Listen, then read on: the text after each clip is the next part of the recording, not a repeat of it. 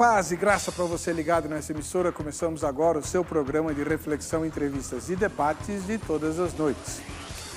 O apóstolo Paulo, escrevendo a Timóteo, diz que os últimos tempos seriam trabalhosos e que o Espírito Santo já avisava que os homens iriam de mal a pior, ficando de maneira insuportável nos últimos tempos.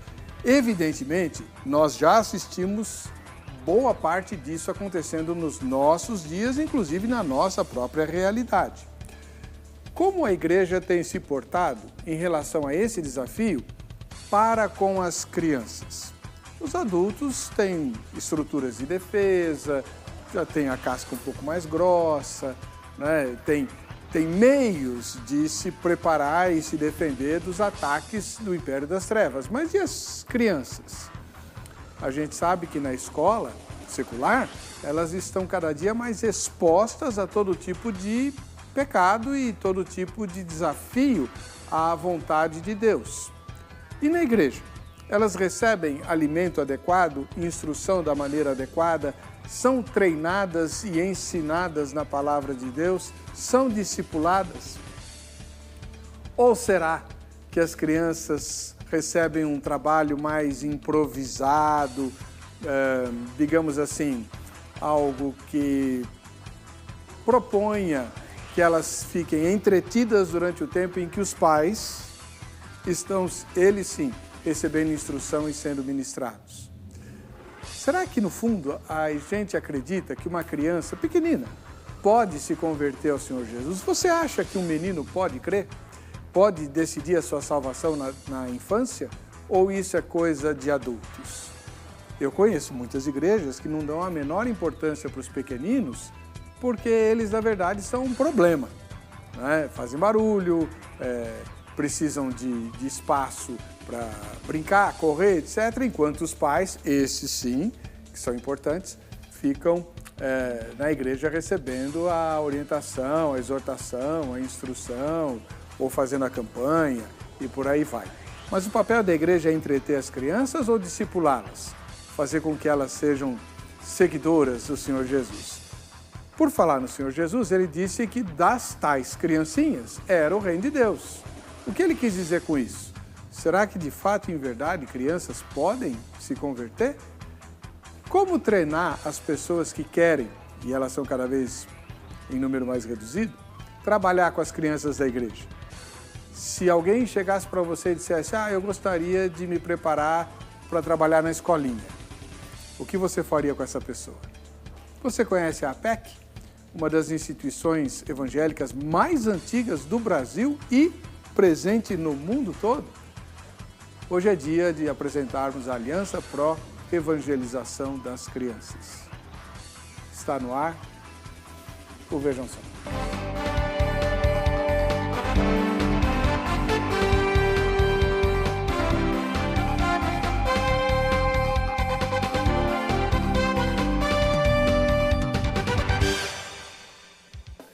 Olá, com muita alegria começamos essa edição do programa Vejam Só, um oferecimento da Academia Teológica da Graça de Deus, a AGRADE. Hoje, depois de muita espera, recebemos a direção da Aliança Pro Evangelização das Crianças, mais conhecida como APEC, uma instituição antiquíssima aqui no país, né? E que já está presente em praticamente todos os países do mundo, só falta a Coreia do Norte. Hoje conosco o diretor-geral da APEC, o irmão reverendo Gilberto Celete. Paz e graça, reverendo. Tudo bem com o senhor? Tudo bem. Graça, misericórdia e paz. É um prazer estar no seu programa e ver esse tema sendo tratado aqui pela televisão é uma coisa maravilhosa. O senhor está na APEC há quantos anos? 45. 45 anos. O reverendo Vassílios Constantinides, que um dia eu ainda vou trazer aqui, que foi quem começou a APEC no Brasil, ele está viajando, né? Por isso ele não está conosco. Ele está enfrentando uma situação com a sua esposa, né? Precisando de ajuda, né? E agora, reverendo, quantos anos tem a APEC no país? Ela completa 77 anos esse ano. Em 2021 nós estamos caminhando para os 80 anos aqui no Brasil. 80 anos em 2021. 2021. No ano passado, 2017, a APEC completou 80 anos no mundo. Começou em 1937 e o Brasil foi o primeiro país, após os Estados Unidos, a ter esse trabalho E começou no Nordeste, na Paraíba. Ah, é? Foi, ela começou nordestina. Foi lá em Campina Grande que ela teve seu início. Ficou 2 anos lá, depois então desceu para São Paulo e hoje está em quase todos os estados do Brasil. Terra da Dona Durvalina. Exatamente. Sabe ela que não é príncipe. Eu vou lhe contar um caso curioso. A família toda dela foi evangelizada e ganha para Cristo pelo quem iniciou a PEC no Brasil. Foi o reverendo Harry Brielt. Ele era missionário, trabalhava naquela região e ele ganhou a família da Durvalina para Cristo. Misericórdia. Ela tem a ver até com a PEC. Porque, olha, eu não conheço um missionário brasileiro que não tenha algum tipo de relacionamento com a irmã Durvalina. Impressionante, né? É impressionante. E mesmo fora do Brasil, né, na África, tem muitas pessoas formadas lá pelo seminário, né, de João Pessoa. Né?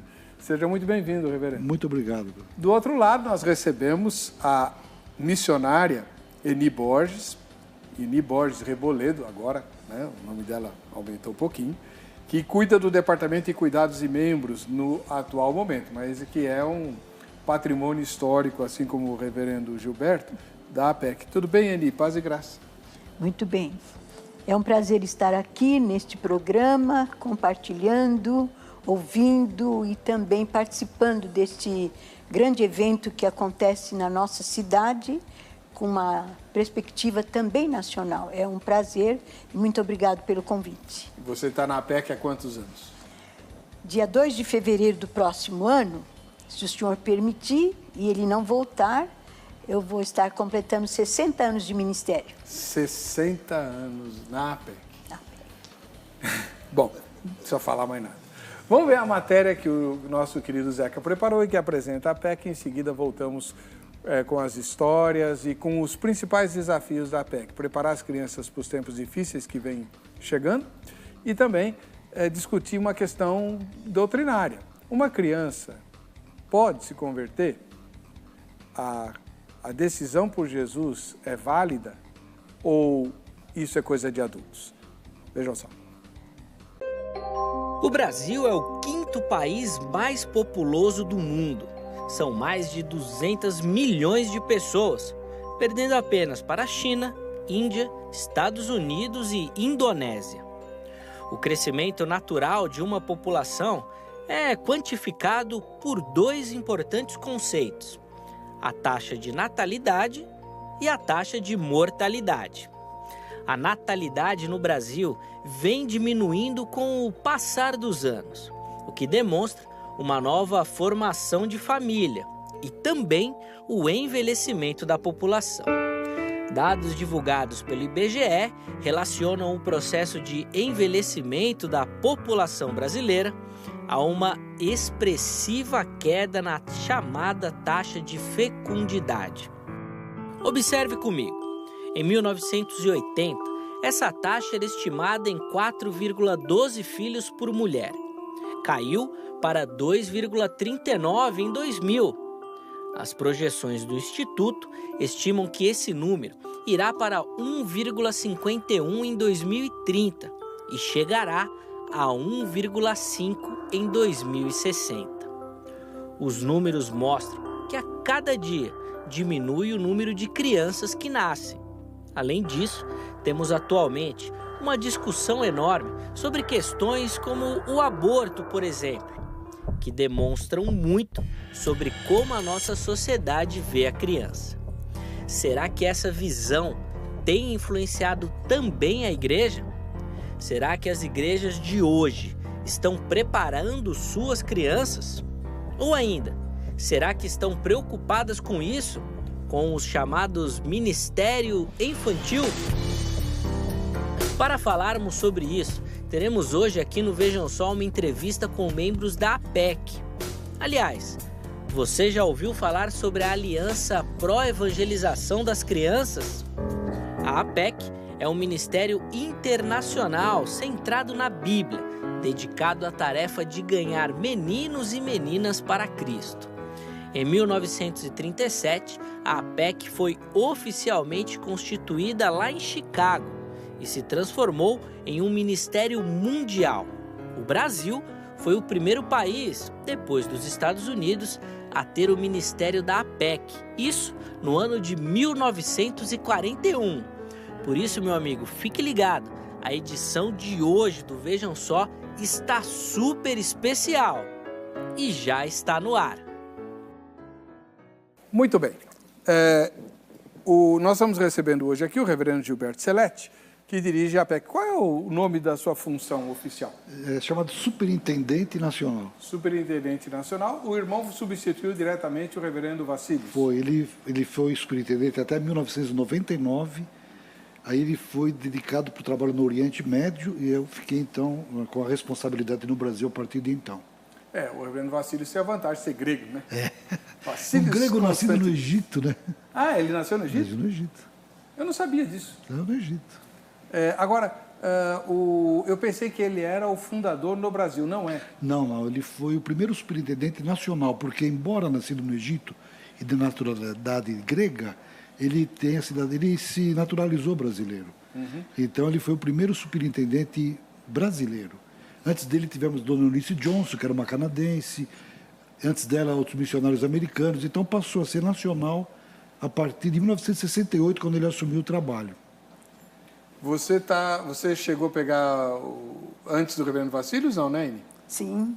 Uhum. Você trabalhou com gente anterior a ele? Uhum. Sério? Sim.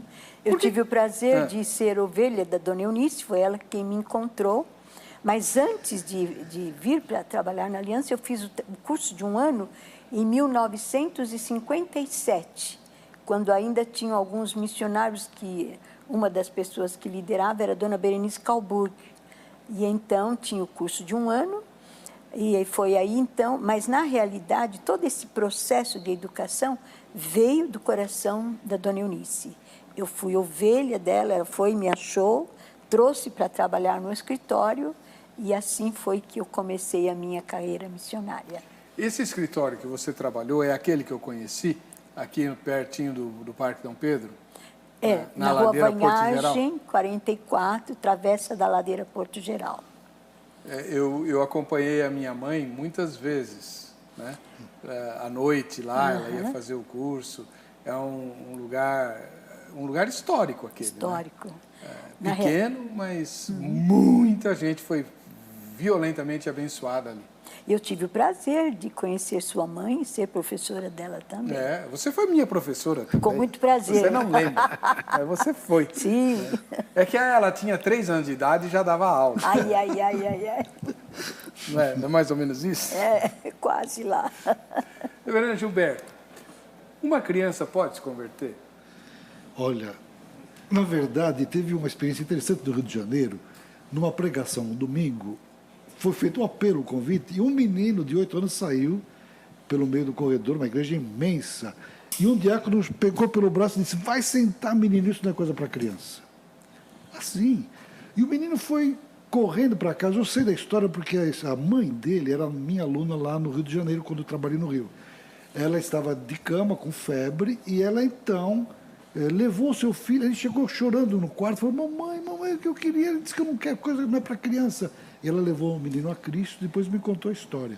Eu fiquei com vontade de procurar aquele diácono e dizer para ele o seguinte: olha, não é para adulto, o evangelho é para criança. Se o adulto quiser, ele é que tem que se tornar criança.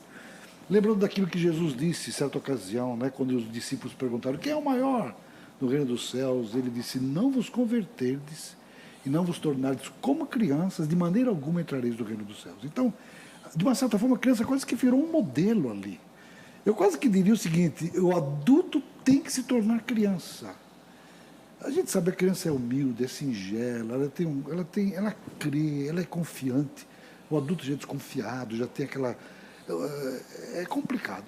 E eu não sei se eu posso afirmar para você, pastor Heber, que há estatísticas que comprovam que a grande maioria daqueles que se convertem antes dos 15 anos. É impressionante, é uma coisa recente que missiólogos têm descoberto, que, por exemplo, depois dos 30 anos, o número de conversão é 4, 5, às vezes 6%. Entre 15 e 30 anos, 10, 12, às vezes até 15%. Mas os que se convertem antes dos 15, chega a cifras assim de mais de 80%. É uma coisa surpreendente. Então, quase que eu diria, olha, é criança. A criança está no tempo dela, ela é um modelo. Jesus disse, quem fizer tropeçar um destes pequeninos que creem em mim, ele mesmo afirmou, é melhor que se pendurasse uma pedra no pescoço e fosse afogado na profundeza do mar. Então, se Jesus falou dos pequeninos que creem nele, então eu creio que a gente tem visto, né? Eu podia contar a experiência dos meus próprios filhos. E vai. E vai, tá pensando que escapa. Né? A Aini também tem muita história para contar. Mas eu já coloquei isso no primeiro bloco, porque essa é uma dúvida bastante grande, principalmente das igrejas mais novas. Não tanto das igrejas históricas, que sempre investiram em escola dominical, etc. Mas as igrejas mais novas olham para as crianças como um problema, né? Precisamos distraí-las enquanto a gente educa os pais. É isso mesmo? Ou é possível e é necessário evangelizar crianças para que elas decidam-se por Jesus como a decisão mais importante da vida que a gente tem que tomar? Mas nós vamos continuar esse assunto daqui a pouco. Agora eu quero pôr a enquete no ar, né? Nós temos uma pesquisa e eu peço que você a responda. É muito simples, é uma pergunta direta, que está no nosso Facebook, facebook.com/programa Vejam Só. Em sua opinião, falta preparação para quem ensina as crianças nas igrejas? Evidentemente, é uma pergunta generalista. Em geral, né? As igrejas que você conhece, na sua opinião, as crianças estão sendo bem atendidas ali, com gente preparada, ou as pessoas que lidam com as crianças são pessoas de boa vontade, porém improvisadas? Então a resposta é sempre sim ou não, né? Em sua opinião, falta preparação para quem ensina as crianças nas igrejas? Sim ou não? Tá bom? Responde no final desse programa, a gente vai ver a resposta parcial da nossa pesquisa. Deixa eu fazer uma propagandazinha. Se você gosta do nosso trabalho, visite o nosso blog, tá bom? ebercocarelli.blogspot.com.br. O meu tem BR, que eu sou nacionalista, tá? ebercocarelli.blogspot.com.br. Você tem artigos, tem também vídeos curtos. Aliás, eu preciso fazer um vídeo sobre evangelização de crianças, que é um assunto que eu nunca falei, de 5 minutos, mais ou menos, abordando a minha opinião sobre os temas que a gente discute aqui e outros temas também, né? Respondendo a perguntas que me fazem. E também você tem sermões gravados, só em áudio, os sermões que eu prego lá na igreja, mas ricamente ilustrados, né? Tem uma pastora que cuida disso para mim e ela ilustra. Enquanto você ouve o sermão, você vê ilustrações muito inspiradoras a respeito daquilo que está sendo falado. É só visitar lá. Se você quiser postar um comentário, eu vou responder. Pode demorar um pouco, mas eu respondo todos eles, tá bom? Vamos ver a dica do Shopping do Povo. Voltamos já com essa entrevista da APEC no Vejam Só. Boa noite, Pastor Heber e todos vocês que sempre acompanham este programa tão especial que é o Vejam Só. Eu estou aqui no Shopping do Povo mais uma vez para trazer uma dica especial para vocês. Hoje eu estou aqui com um livro que eu tenho certeza que vai lhe ajudar, que você pode presentear para ajudar a vida de alguém, porque o título diz: Se Deus é bom, então por quê? Essa é a pergunta que muitas pessoas fazem. Por que coisas ruins acontecem com pessoas boas? Este assunto e muitos outros você vai aprender neste livro de bolso que você consegue ler em menos de 1 hora e adquirir um grande conhecimento. E este livro, pessoal, custa menos de R$10 e está aqui no Shopping do Povo. O Shopping do Povo fica na Avenida São João, no número 815, próximo à Estação República do metrô. Mas você também encontra este livro no nosso site, spovo.com.br ou pelo Televendas 0 Prestadora 21 2141 5100.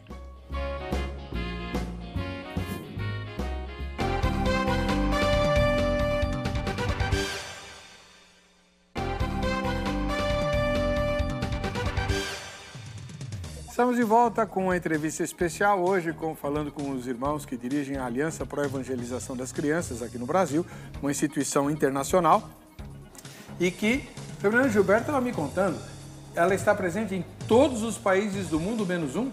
Menos um. Há 8 diretores regionais, um que cuida da Ásia e Oceania. Na África são 3, a África Austral, a África Ocidental, Oriental. Tem um diretor para o Oriente Médio, um para a Europa. A América é dividida em 2 áreas, a América que fala o inglês e o francês e a América Latina. E o empenho dos últimos anos, até a PEC chegar aos 80, que foi o ano passado, era de que chegássemos... Lembra daquela história, ao volta ao mundo em 80 dias? Era estar com a PEC em todo o mundo em 80 anos.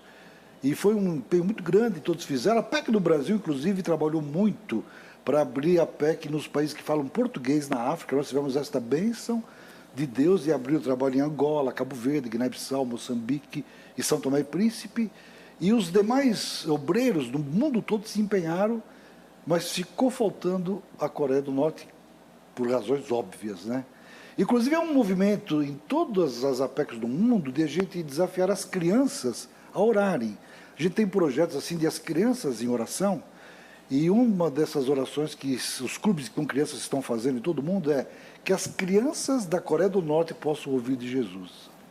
Eu sei que a Eni já esteve em vários lugares do mundo, né? Implantando a PEC, treinando líderes, etc. Qual foi o lugar que mais te impressionou, Eni? É difícil dizer, não é? Porque realmente cada país tinha suas marcas. Eu apreciei muito o tempo que eu estive na Bolívia, trabalhando, dando treinamento, visitando vários estados, mas também eu tive a oportunidade de trabalhar em vários países da América Latina, também na América Central, por várias vezes na América do Norte, saí do Brasil para dar treinamento lá. Isso foi uma marca muito especial, alguém do terceiro mundo ensinando lá na outra América sobre como evangelizar, aconselhando os pais, dando treinamento aos professores, visitando as famílias e evangelizando as crianças. Foi uma experiência muito marcante na minha vida, quando eu passei esse tempo na Califórnia, atendendo as igrejas ao redor e servindo o Senhor no ministério da evangelização das crianças. Agora, é bem verdade que o meu coração sempre esteve, eu nunca morei fora, eu saía e voltava, mas o meu coração sempre foi o Brasil. Eu tenho o prazer de dizer que Deus me chamou para servi-lo e ser um representante do Senhor entre o povo do Brasil na evangelização das crianças. E se ainda os tempos voltassem, eu tivesse a oportunidade de voltar, eu queria voltar e começar tudo de novo na minha igreja, no Ministério Infantil, ensinando as crianças a respeito de Jesus, treinando os professores e vendo as crianças crescerem no caminho do Senhor. Reverendo, o senhor falou todos os países do mundo, menos a Coreia. Tem a PEC em Cuba? Tem. Venezuela? Venezuela. Em Cuba tem um trabalho extraordinário, com muitos clubes bíblicos feitos nos lares, é uma coisa impressionante. Muitos obreiros em Cuba. Mas diz que a população lá é indiferente ao evangelho? Não. Especialmente as crianças, inclusive os líderes que estão em Cuba foram treinados no Brasil. Houve um período que o reverendo Vassílios foi diretor também da América Latina, antes de ser diretor do Oriente Médio, e ele trazia, a cada 2 anos, grupos de latino-americanos e entre eles cubanos, para fazer treinamento aqui. Inclusive, houve várias ações também de equipes do Brasil indo para Cuba levando botão, alfinete, gripes, e coisas assim que eles não tinham, para poder fazer trabalho com as crianças ali. E há uma equipe muito grande de obreiros fazendo um trabalho extraordinário em Cuba. A Eni Borges faz parte de uma igreja histórica, né? Ela é minha ovelha. Eu fui pastor dela. Eu fui, ela é membro lá da Igreja Presbiteriana Independente do Moinho Velho, né? E ela sabe que nas igrejas históricas não é incomum, muito pelo contrário, é bastante comum, de famílias que se convertem primeiro as crianças. Amém. Não é isso? As crianças começam a vir à igreja, os pais gostam porque é um ambiente bom e tal, aí elas se convertem e acabam trazendo os pais. Isso continua acontecendo pelo mundo, como por exemplo em Cuba e por aí vai? Eu creio que sim, porque as crianças tornam-se o cartão de visita da família. E ao ouvir a mensagem de salvação, a bênção dos cânticos, os versículos, as histórias bíblicas que encantam as crianças e, ao mesmo tempo, abrirem seus corações para receber Jesus como Salvador, isso torna-se um caminho aberto para que os pais possam ouvir o Evangelho. E isto realmente tem sido uma grande bênção entre as igrejas históricas e também nas igrejas dos nossos tempos. Agora, Eni, eu sei que, não sei se ainda faz parte do seu trabalho, mas durante muitos anos você foi responsável pelas equipes de treinamento, pelo curso de liderança, por motivar as pessoas que querem trabalhar com criança. Hoje, há uma crise de vocação para quem quer trabalhar com criança ou não? Como eu poderia dizer, pastor, eu creio que não há crise, porque quem trabalha no coração do povo de Deus e chama é o próprio Espírito do Senhor, que mobiliza, que fala e que age. Então, eu creio que nos nossos dias ainda há muitos que estão abertos para servir o Senhor. Eu diria ao Senhor que a grande interrogação é que as próprias igrejas não têm uma visão de apoiar essas pessoas, de orar, sustentar e, ao mesmo tempo, vocacioná-las para o ministério, a obra da evangelização de tempo integral. E eu fico encantada que Deus ainda continua agindo no tempo e no espaço, no nosso país, levantando jovens. No ano passado, eu cuido desta área de treinamento de novos missionários, que nós chamamos missionários residentes. No ano passado, nós tivemos 10 missionários residentes sendo treinados, e destes 10, 8 tornaram-se membros, foram recebidos como missionários de tempo integral. E a minha oração e a oração nossa é que realmente eles tenham todo o sustento para que possam continuar desenvolvendo todo esse projeto missionário entre as crianças. Reverendo, uma coisa que sempre me chamou a atenção, eu vi o reverendo Vassílios pregando várias vezes, dando aula, né? É a falta de homens, rapazes, para cuidar de criança. Por que o senhor acha que isso acontece ou isso já mudou? Infelizmente, ainda é um problema. Parece que nós temos uma cultura onde trabalho com crianças é restrito às mulheres. Eu ainda, quando fiz o primário, alguns anos atrás, a gente ainda via homens que lecionavam as crianças. Isso foi desaparecendo. E, na verdade, a gente vê na área do ensino, propriamente dito, nas escolas, até nas universidades, hoje as mulheres dominaram.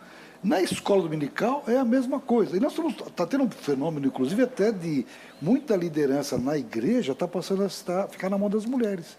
A gente viu o crescimento de pastoras, por exemplo. Eu me lembro que uma vez fui com o reverendo Vassílios falar com o secretário de Educação do Estado de São Paulo, que depois foi até ministro da Educação na época do Fernando Henrique Cardoso. Nós fomos pleitear um convênio de cooperação técnica para ensino nas escolas públicas.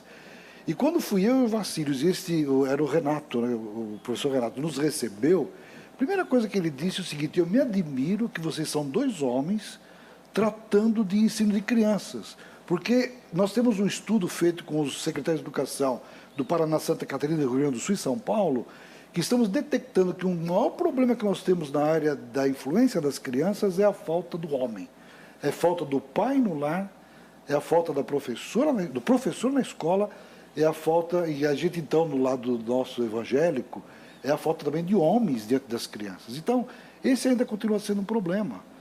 E a gente precisa realmente mudar essa mentalidade. Os pais têm que se tornar os sacerdotes do lar. Não só há uma falta de preocupação de ensino das crianças na própria igreja, mas eu vejo hoje, por exemplo, a questão do culto doméstico. Poucos lares, a gente fez uma pesquisa, 6% dos lares se fazem. E aonde se faz são as mulheres que assumem. Por que o homem não assume esse papel de homem, de influenciar o seu filho, de influenciar a criança? Então a gente, sempre que pode, faz desafio para que os homens se envolvam. A gente tem visto alguns chegando, ainda é pequeno, precisaria aumentar o número de homens envolvidos na tarefa da evangelização das crianças. Evangelização e discipulado das crianças. Agora, Eni, uma das coisas que muita gente reclama é que as crianças de hoje são mal criadas, não na igreja, as crianças em geral, né? são mal criados e não respeitam a autoridade. Na igreja é a mesma coisa? É complicado responder a sua pergunta, não é? Porque as crianças sempre são crianças. Elas crescem, mexem as pernas, os braços, olhos, e nessa fase de crescimento, ela vai ter o seu comportamento assim. Mas eu diria, pastor, que quando numa igreja encontramos crianças assim, eu penso, pode ser que eu esteja enganada, eu penso que o problema não é da criança, o problema é do programa, do planejamento, dos professores, da dedicação e um olhar profundo com a criança como professor, amigo, ensinador e, ao mesmo tempo, pronto a ajudá-la. Então, eu penso que quando nós temos uma equipe que trabalha dentro de uma igreja, que é consciente, é treinada, tem autoridade, ama as crianças, tem um olhar para ela como um todo, com uma visão da família, onde ela está localizada, a escola, os seus ideais, nós não temos problema de disciplina. Esta é a minha opinião. Eu quero dizer para você, o senhor, que eu trabalhei muitos anos como diretora de um ministério infantil na minha igreja, e daquela igreja, daquele grupo, hoje, nós temos vários que estão na obra como missionários, como professores, como pastores. Eu fico pensando que nós temos que voltar um olhar, pastorear a criança. E nós temos que pastorear nossas crianças dentro do nosso ambiente. Quanto tempo ainda tem nesse bloco, Angélica? O reverendo Gilberto, outra pergunta complicada. Nós estamos enfrentando, inclusive aqui no Brasil, uma discussão, em todo o Ocidente, né? Uma discussão bastante acirrada a respeito da sexualidade e tal, e algumas iniciativas bastante questionáveis, escolas que fazem os meninos virem de vestido e tal. Como é que a gente deve lidar com as crianças da igreja em relação a isso, sem ferir a lei? Olha, um dos temas que a gente sempre tem tratado é a questão dos ataques do inimigo às crianças em várias áreas. Então, às vezes, na área da filosofia, da ciência, da psicologia, são várias ideias que vão no mundo das ideias, né? E existem ataques também mais explícitos às crianças. A gente percebe uma influência muito forte nessa questão da própria temas de magia, de feitiçaria, chegando no coração das crianças. E a sexualidade também está dentro desse mesmo pacote. É impressionante o número de crianças que têm sido abusadas. Há mais ou menos uns 20 anos atrás, na APEC, nós preparamos um documento, e é uma coisa que todos os obreiros participam, é um documento da proteção da criança, de evitar que a criança receba abuso verbal, abuso emocional, abuso sexual. E os pais têm que ser os primeiros a orientar os seus filhos. Por exemplo, uma das coisas que a gente orienta aos pais é o seguinte: ensine o seu filho na questão por que usa roupa. A nudez tem que ser coberta, que não se deve ser tocada nas partes mais íntimas da criança. A gente tem que ter um falar franco com a criança de orientação, porque muitas vezes o abuso acontece até em ambientes assim bem próximos. Inclusive, eu até aproveitaria a oportunidade para dizer o seguinte: eu tenho ficado impressionado quantas crianças têm sido abusadas, às vezes, dentro das nossas igrejas evangélicas. E, às vezes, a gente protege o lobo para não ofender, para não criar um escândalo. A gente protege o lobo e coloca em risco as crianças. Então, há uma necessidade muito grande de os pais assumirem o papel da educação dos seus filhos em todas as áreas. E, infelizmente, essa questão da ideologia do gênero que invadiu hoje é um problema filosófico, né? É um problema realmente cultural que quer tirar a presença da palavra de Deus, aquela orientação que a gente tem cristã, judaico-cristã, a cosmovisão bíblica, né, que está sendo realmente bombardeada. E, lamentavelmente, a gente percebe que há uma falta de orientação para os próprios pais, como agir com seus filhos, e é um tema que, às vezes, na igreja também não é abordado. A gente precisa preparar os nossos filhos. Por isso que temos este ano um congresso que vai acontecer agora no mês que vem, no mês de dezembro, preparando crianças para os tempos difíceis. Estamos trazendo temas e várias oficinas para preparar os pais, os professores, para que as crianças possam estar prontas para enfrentar esses desafios que estão por aí. O material que vocês publicam trata dessas questões? Trata. Nós temos, por exemplo, uma revista que é trimestral, que é a revista do Evangelista de Crianças. Deixa eu mostrar aqui. Enquanto o senhor fala, eu mostro. Às vezes trazemos assuntos sobre aborto, sobre a questão da ideologia de gênero. Inclusive tem saído uma série de artigos que tem debaixo da seção em defesa da criança. Como que a gente pode defender a criança? Quando uma escola está entrando com esse assunto, qual o papel que a gente tem que fazer? Porque a nossa Constituição garante que isso não seja ensinado na escola. Então a gente tem assuntos sobre esse, por exemplo, normas constitucionais para você defender a criança desse tipo de ataque que realmente é... E sabe de uma coisa? É impressionante há estatísticas que dizem o seguinte, de cada 100 prostitutas, quando a gente vai fazer o histórico, quase que 75, 80% foram abusadas na infância. Quando você vê pessoas que estão envolvidas com a droga, com o alcoolismo, 70% foram abusadas na infância. Às vezes a gente está tratando de um assunto e não percebe que há alguma coisa que aconteceu na criança. Quando a gente dá palestras pelo Brasil afora, o que vem de pessoas nos procurar para dizer que, olha, eu fui abusado quando era criança, e aquilo é uma coisa assim tremenda. Eu tenho ficado impressionado com os números assim elevados de abuso com crianças na área sexual. Agora, Eni, como que deve agir a professora ou a instrutora de crianças da igreja quando vem crianças para a reunião dela com um perfil diferente, ou meninas masculinizadas ou garotos afeminados, ainda como criança, por causa de toda essa celeuma, né, que a gente está discutindo. Como que a pessoa responsável deve se portar?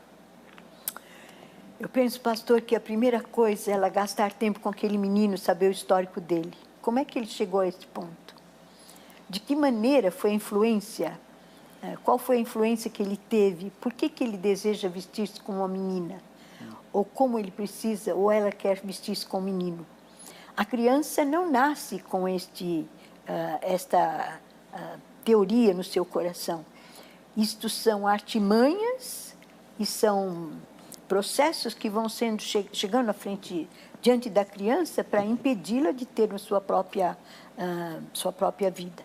Deus não nos fez diferentes com dois sexos, ele foi bem claro, ele fez a criança de uma forma tão perfeita.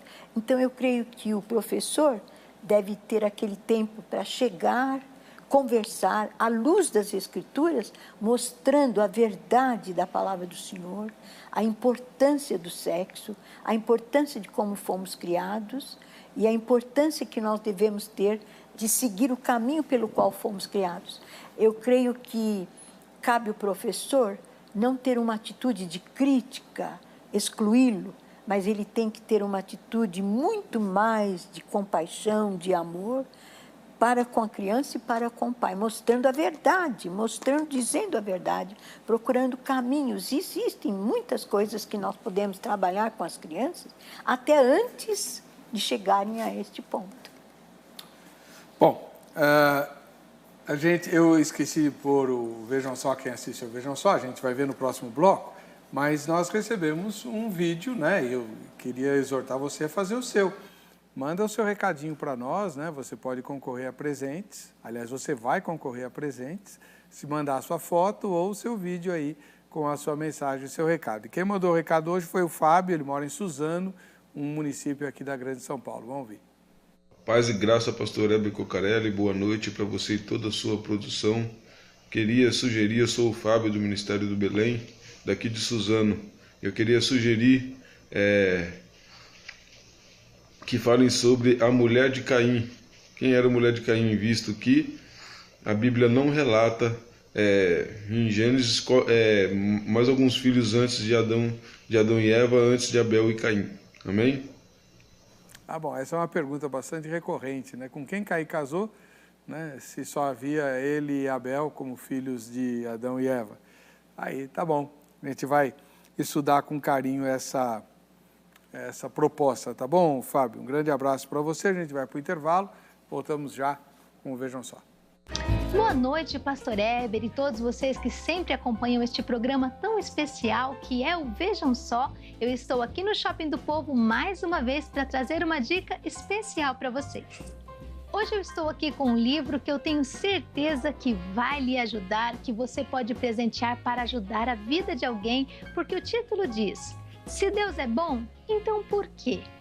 Essa é a pergunta que muitas pessoas fazem. Por que coisas ruins acontecem com pessoas boas? Este assunto e muitos outros você vai aprender neste livro de bolso que você consegue ler em menos de 1 hora e adquirir um grande conhecimento. E este livro, pessoal, custa menos de R$10 e está aqui no Shopping do Povo. O Shopping do Povo fica na Avenida São João, no número 815, próximo à Estação República do Metrô. Mas você também encontra este livro no nosso site, spovo.com.br ou pelo Televendas 0 Prestadora 21 2141 5100.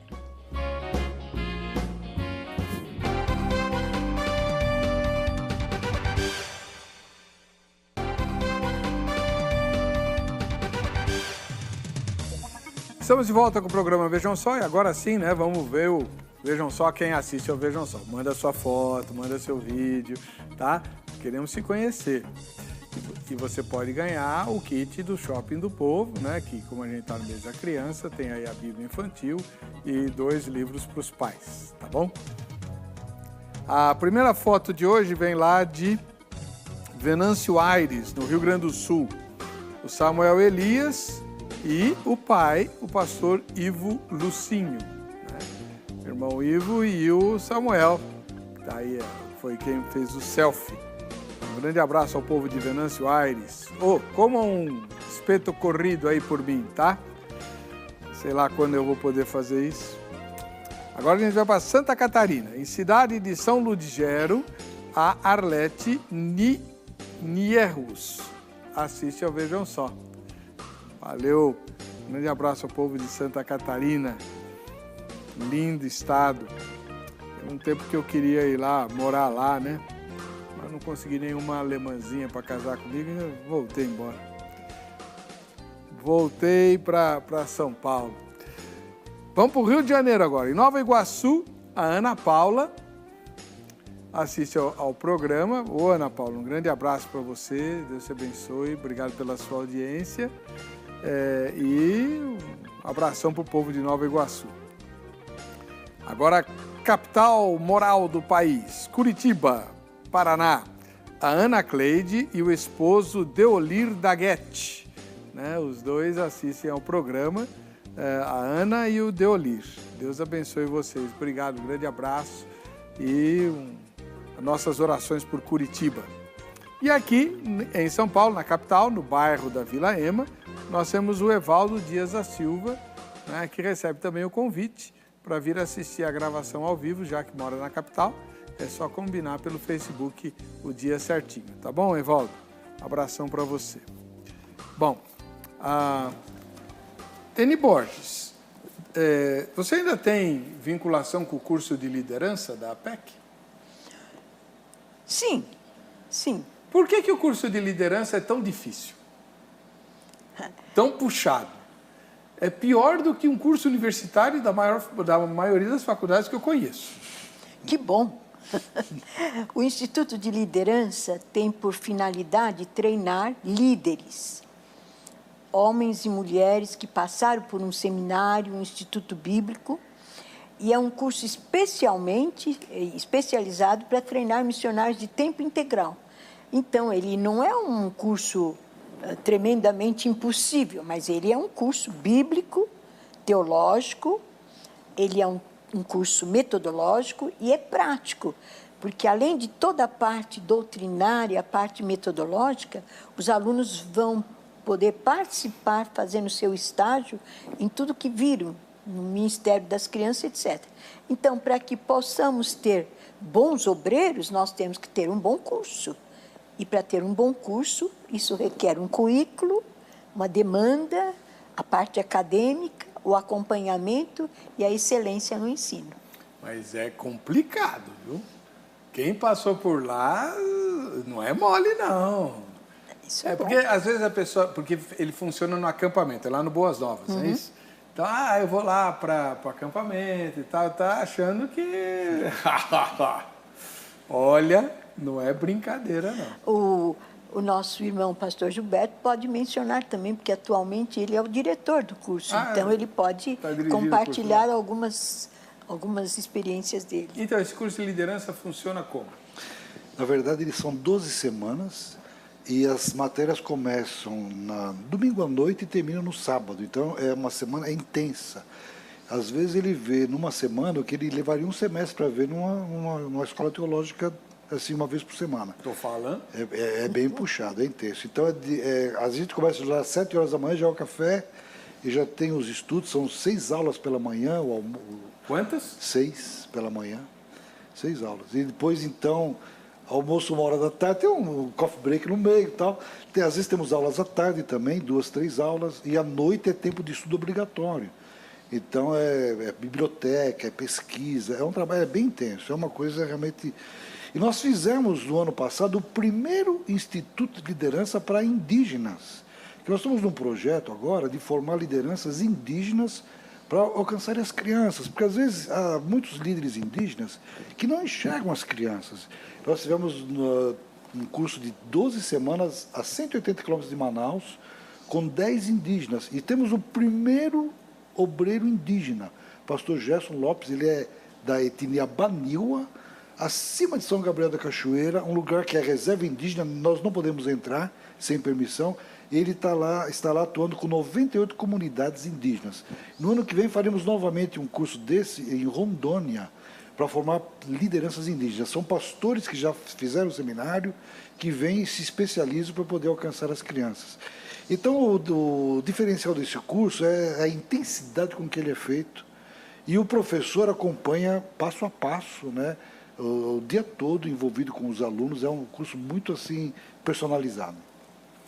Eni, como é que você avalia o trabalho feito nas igrejas hoje, na média, com as crianças? É bom ou as pessoas são improvisadas?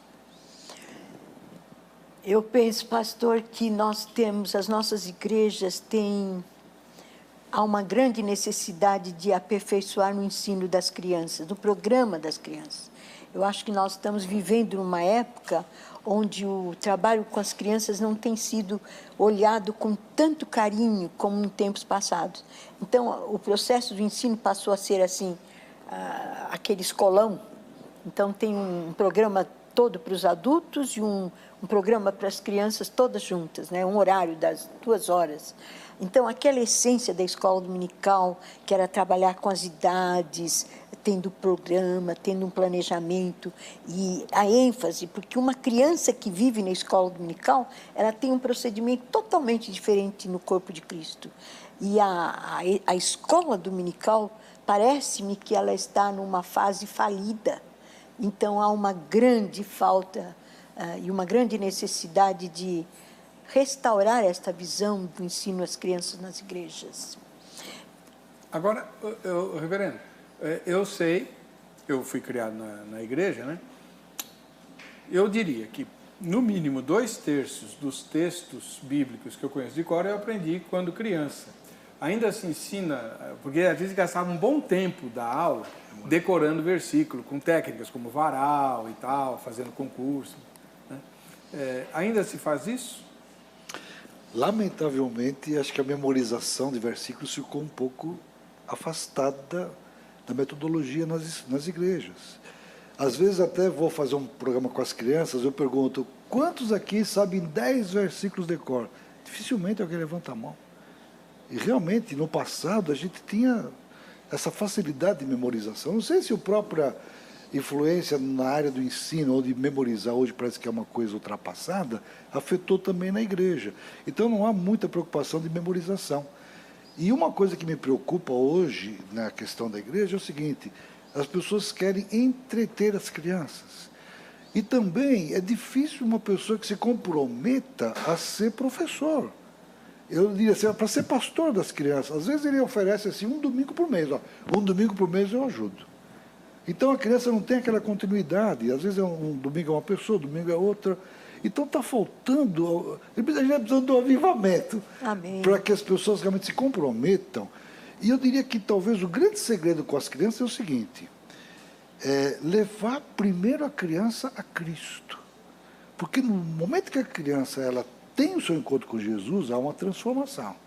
Aí depois o discipulado, entende? E depois o envolvimento da criança no serviço do Senhor. Então tem que haver uma forma, e aí que a gente entra com os nossos treinamentos e orientação, que a gente quer fazer isso através de histórias bem contadas. Então uma história bem contada é uma coisa que atrai a criança, que enfatiza verdades.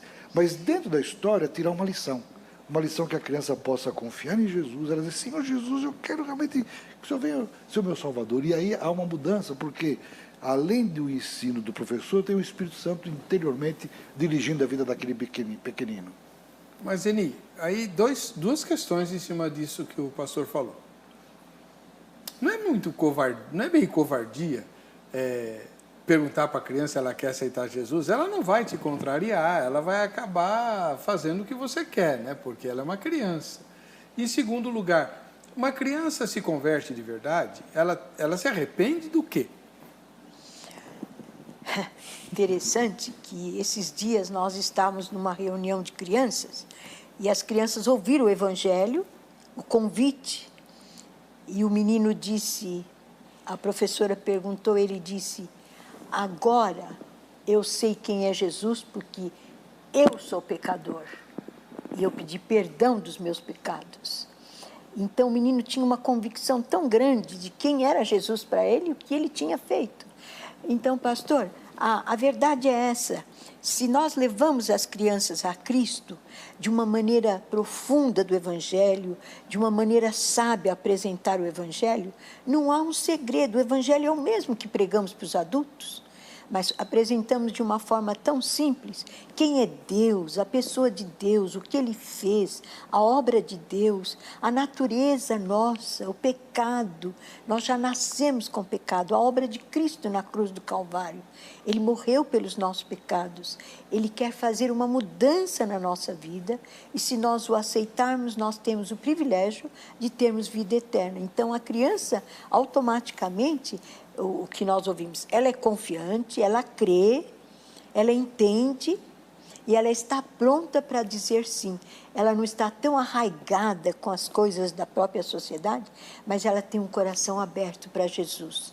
Eu creio que nós não temos maior número de crianças com esta experiência, porque talvez nós, talvez eu, professora, talvez os nossos colegas, membros da igreja, não tenham tido coragem de trabalhar com a criança, levando a aceitar a Cristo como Salvador. E uma vez que a criança aceitou Jesus, ela tem que ser trabalhada, ela tem que crescer espiritualmente. E crescendo espiritualmente, ela vai tomar passos profundos do Evangelho. Talvez o colega tenha uma palavra. Posso te contar uma coisa? A minha filha mais velha tinha 3 anos, a Débora, e sempre queria ouvir no culto doméstico a história de Noé, do dilúvio. A gente contava os animais. Às vezes eu trazia uma outra história. Papai, conta a história de Noé. 3 aninhos. E eu já tinha a Keila, que tinha 1 ano e meio. Ela dormia no beliche em cima, a Débora e a Keila embaixo. Né? Um dia, depois de fazer o culto, orar com elas, a Keila já estava dormindo. Saindo do quarto, a Débora me chamou: papai, eu não quero ser como as pessoas da época de Noé. Eu quero Jesus no meu coração. 3 anos. Eu falei: mas por quê que você quer Jesus? Porque eu faço muitas coisas ruins. Eu falei: o que você faz? Ela disse assim: eu judio da Keila. Eu briguei com o Christian, que era o vizinho que vinha brincar no quintal. Eu desobedeço o papai e a mamãe. Aí ela começou a chorar. Eu falei palavrão. 3 anos, uma miserável pecadora. E ela falou: papai, me ajuda. Eu falei: você mesmo vai falar com Jesus. Ela falou: Senhor Jesus, vem limpar meu coração. E ela tinha 3 anos. Hoje ela tem 38. Tem 2 filhos. E desde aquela ocasião até agora tem andado com Deus, uma coisa impressionante. Mas ela tinha convicção. Quem convence do pecado? É o Espírito Santo. Então, no momento que a criança reconhece que ela tem, aí ela confessa, ela crê. E é isso que a gente tem que ver. E a gente vê isso com crianças pequeninas acontecendo. Amém. A Marcilene Ribeiro Pereira publicou o seguinte no nosso Facebook. Ótimo assunto. Falta, antes de preparo, pessoas dispostas a assumirem esse ministério, pois por onde passamos percebemos que esse departamento importantíssimo é desprezado na maior parte das igrejas, infelizmente, o departamento de ensino de crianças, né? O Dermival Júnior escreveu: os pais que devem educar e orientar melhor aos filhos, porque a creche da igreja é apenas para os pais prestarem atenção no culto, sem distração. Creche da igreja. Ai, ô Dermival, fala sério, irmão. Em relação à juventude, a primeira instrução vem da família, segundo da escola e última da igreja, com bons ideais de justiça, equidade e juízo, sem superstição e sem dogmas insensatos e violentos. Dogmas insensatos e violentos me lembram uma época em que a minha denominação pirou na batatinha e criticava o material de educação de crianças que expunha a crucificação. Uma criancinha pode ouvir a história da crucificação, Emi? Com certeza. Com certeza. Não tenho nem. Você é da mesma denominação que eu, então a gente pode falar mal da nossa igreja, certo? Você lembra dessa época? Lembro. Ainda bem que mudou, né? Com certeza. Porque como assim você não vai falar da cruz para uma criança? Ai, isso é muito traumatizante. Do sangue, né? Do sangue. Do sangue. Onde já se viu falar de sangue de Jesus, né? É o que o Dermival chama de dogmas insensatos ou violentos. Ué, o pecado, por acaso, é sensato? A perdição, por acaso, é pacífica?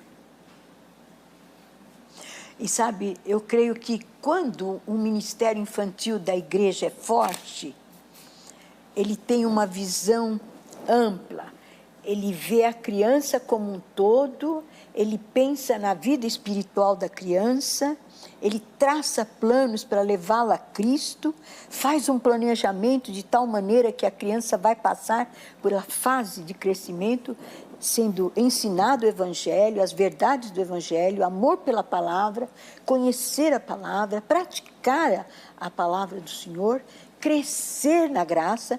E quando a criança passa por esse processo, ela tem autoridade de testemunhar na igreja, em casa, na escola, e futuramente uma mudança de paradigmas na sua própria vida e na sua vida também profissional. Então, se nós voltássemos os nossos olhos para o ministério infantil da igreja, com todo carinho, com todo cuidado, e sabe de uma coisa, pastor? Eu quero dizer uma opinião minha. Uma igreja forte, ela deveria ter uma criança matriculada no ministério infantil a mais do que os adultos. Se temos 100 adultos, deveríamos ter 101 crianças. E uma criança e um programa dinâmico que vê a criança, que trabalha com ela, que ensina a Bíblia, que decora os versículos, que ora. Eu ainda tenho um sonho de ver as crianças entrando na igreja e com a sua Bíblia pronta para testemunhar, dando suas ofertas e dizendo: Senhor Jesus, eu quero entregar minha vida para a obra missionária também. Amém. Vamos ver o que o nosso querido Zeca ouviu sobre o assunto lá na Crentolândia. Para você, a igreja hoje observa corretamente o trabalho com as crianças ou o foco da igreja hoje é só com o público adulto mesmo? Depende das igrejas, né? Tem muitas igrejas que sim, dão atenção e valorizam assim, o trabalho com os jovens, com as crianças, porque é crescer as crianças nos mandamentos de Deus que elas vão prosseguir mais para frente, a não andar nos caminhos errados mais para frente, né? Infelizmente, ainda hoje é mais focada no adulto, né? Não deveria ser, mas a maioria ainda é focada nos adultos. E é de suma importância o trabalho com as igrejas da primeira infância. Falta muito, né? Falta muita coisa para as crianças. E hoje realmente o foco não são as crianças, e deveria ser, né? Deveria ser, mas ainda há tempo, né, de mudar tudo isso e de fazer um grande trabalho com elas. Acho que no geral no adulto, mas a minha igreja ela é pequena. Hoje mesmo eu estou aqui para trabalho das crianças e dos jovens, né? Nós estamos para até mesmo vamos dar bíblias infantis para incentivá-los, porque como o último culto foi, nós temos que valorizar os jovens e os adultos de amanhã. Mas vai muito de cada igreja, né? Eu acredito que as crianças não estão no palco, não tá no foco, não. Não estou acreditando que esteja no foco. Pelo menos eu não tenho visto. Da forma que eu fui criado, da forma que quando eu era criança, eu tinha um foco diferente. Hoje eu não tenho visto essa preocupação. Existe situações e situações. Tem igreja que é voltada a muitas crianças, né? Já tem outras igrejas que é voltada a outros tipos de departamento, né? Então seria uma coisa assim que também, eu digo por mim, a nossa congregação volta tanto para as crianças, né? Ajudando, incentivando, porque as crianças eu acredito que é o futuro lá na frente do Evangelho, e também voltada para o adulto, porque tanto a criança quanto o adulto precisa de ajuda, entendeu? Reverendo Gilberto, como é que vai ser o congresso? O congresso é o 24º congresso. O primeiro que nós fizemos foi em 79, no Ano Internacional da Criança. E desde então tem sido feito regularmente. E esse ano o foco é preparando crianças para os tempos difíceis. Porque os últimos dias seriam dias difíceis e trabalhosos, né? Aqueles homens serão egoístas, arrogantes, etc. E dentro daquele contexto de 2 Timóteo 3, Paulo se dirige a Timóteo dizendo: tu, porém, tens seguido de perto o meu ensino, o meu procedimento, as minhas perseguições. Então havia, no meio daquele contexto, um jovem andando com Deus. E ele vai dizer, mas é dentro do mesmo capítulo, porque desde a infância sabes as sagradas letras que podem tornar-te sábio. Então a gente acredita que há uma geração de Timóteo a ser formado ainda, que a nossa esperança está nessas crianças aqui, que a gente possa realmente ver esses meninos sendo Timóteos, e a palavra Timóteo significa aquele que adora a Deus, né? Então o nosso desafio é preparar crianças para que eles sejam verdadeiros Timóteos. E sabe, de cada 100 missionários, a gente faz a pesquisa e descobre o seguinte: quase que 85% que estão na obra missionária, eles receberam a Cristo quando criança. Amém. Dedicaram a vida para servir a Deus, né? Os melhores pastores que nós temos são pastores que vêm de berço, desde a infância. Então, investir na criança é a melhor coisa a ser feita. Eni, onde vai ser e quando? Em Águas de Lindóia, nas datas que nós temos proposto no nosso calendário, do dia 13 de dezembro, até o dia 16 de dezembro. 13 a 16 de dezembro, em Águas de Lindóia. Como é que a gente pega a informação? No site da APEC? No site da APEC você pode entrar. Nós estamos já com quase 900 inscrições e ainda há vagas. Mas, entrando no site da APEC, nós temos um departamento especificamente que trabalha com isso e dá todas as informações, e o próprio site apresenta todas as sugestões. Uma última pergunta, reverendo. Não é incomum ouvir, inclusive de casais que frequentam a igreja, não vou dizer cristãos porque tem a dó, mas frequentam a igreja, a seguinte frase: olha, quando nós tivermos filhos, a gente não vai trazê-los à escola dominical. Quando eles crescerem, eles decidem por si mesmos. O senhor já ouviu isso, né? O que o senhor pensa disso? Olha, eu acho que dentro do lar não existe democracia, não. A gente tem que orientar, né? Ensina a criança o caminho que deve andar. É tão óbvio isso, né? E, na verdade, é uma coisa que realmente não faz sentido. E sabe uma coisa, pastor? Normalmente a gente está pregando nas igrejas, falando sobre o desafio das crianças, e invariavelmente chega no final do culto, às vezes na saída, pessoas vêm, colocam o papelzinho no bolso, o nome do filho: ora pelo meu filho, pela minha filha, foi criado na igreja, foi criado na igreja, foi criado na igreja. As más companhias o desviaram. E a gente ouviu tantas vezes essa expressão, foi criado na igreja, que a gente até usa a expressão criança que é igrejada, e às vezes não é evangelizada. Às vezes não é só o fato de levar à igreja, que seria essa atitude apenas de igrejar, mas é de ver que a igreja está preparada para levar a criança realmente a Cristo, para que ela não venha a ser desviada, mas ela mesma possa servir ao Senhor. Então é um erro fatal os pais não assumirem o compromisso Como diz a palavra de Deus, né? Amarás ao Senhor teu Deus de todo o teu coração, com toda a tua força, com todo o teu entendimento. Essas palavras que eu te ordeno estarão no teu coração e tu as inculcarás a teus filhos. Então, a responsabilidade dos pais não é deixar a criança, depois de uma certa idade, é tarde demais. Se a gente deixar para depois, é tarde demais. Porque há outras pessoas que vão ocupar o nosso espaço e vão colocar na mente da criança outras coisas. Então, é um erro fatal. Ensina a criança o caminho que deve andar. E eu diria, talvez, se eu pudesse até dar uma palavra nesse sentido, como é que eu vou inculcar? Porque a boca fala do que o coração está cheio. Então, eu tenho que estar cheio da palavra. E por que eu não estou cheio da palavra? Porque eu creio que o grande problema nosso é a falta de amor a Deus. Às vezes nós estamos amores a tantas outras coisas, colocamos coisas e pessoas no lugar do Senhor. Então eu diria para aqueles que nos ouvem, inclusive, né, nesse programa, vamos quebrar os ídolos da nossa vida e amar ao Senhor de todo o coração, nos alimentar da palavra. E aí vai sair dos nossos lábios a palavra que vai abençoar os nossos filhos, para que eles sejam realmente homens do bem, gente de Deus amanhã. Bom, a gente estourou um pouquinho o tempo do programa. Vamos ver o resultado parcial da nossa enquete? Em sua opinião, falta preparação para quem ensina? 91% disseram que falta sim. Então, você pode se informar na APEC. Põe o site de novo, por favor, Angélica. apec.com.br. A APEC é a Aliança Pro Evangelização das Crianças, né? Lá você vai encontrar material, curso, orientação, instrução e aconselhamento para quem quiser aperfeiçoar o seu trabalho com os pequeninos, seja na igreja e seja em casa, para ensinar as crianças. Por exemplo, seus netinhos, né? Seus sobrinhos, seus vizinhos. Eu tenho já que eu estourei o tempo, vou fazer mais uma fofoca. Tem uma senhora da igreja que começou a levar 2 vizinhos para a igreja, crianças, né? Peraltas que eles eram, 2 garotos. Hoje eles são líderes de igreja. Amém. Amém, né?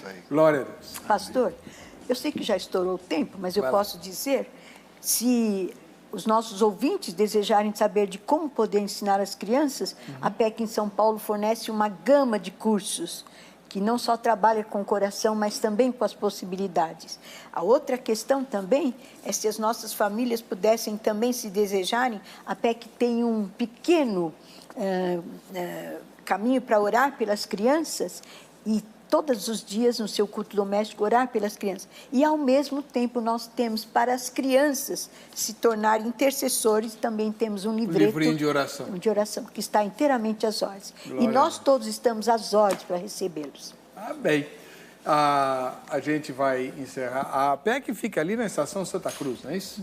Atrás da Estação Santa Cruz do metrô, da linha azul. Muito fácil de ir, mas muito fácil. A gente estourou o bloco, agradeço a paciência e a compreensão de todos. Deus abençoe, a gente se vê no próximo Vejam Só.